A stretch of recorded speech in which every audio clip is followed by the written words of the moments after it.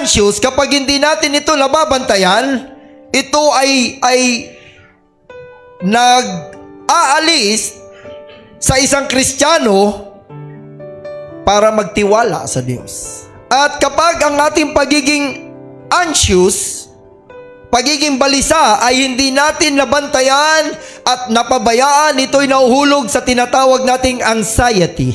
Anong nangyayari kapag nagkakaroon tayo ng ganyang damdamin?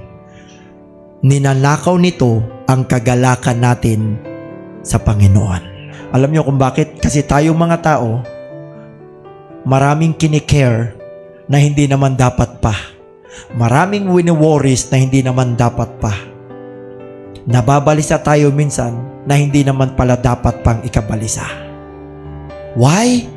Because God already given our needs. Maaaring mahirap ang buhay natin. Maaaring hindi madali ang pinagdadaanan ng bawat isa. Pero tandaan ninyo mga kapatid, we are not in the hopeless situation.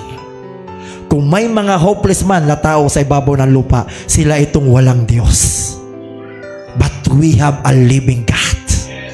Nakikinig ang Diyos sa prayer natin.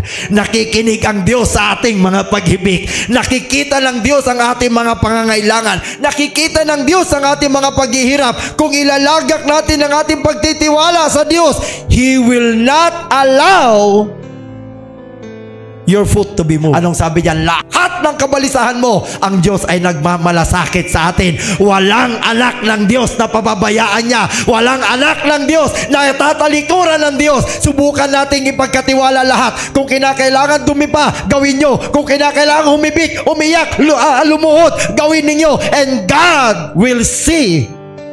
Makikita ninyo, will see to it na maririnig niya lahat ng iyo. Tutugon talaga siya mga kapatid. Bakit? Because God cares for us.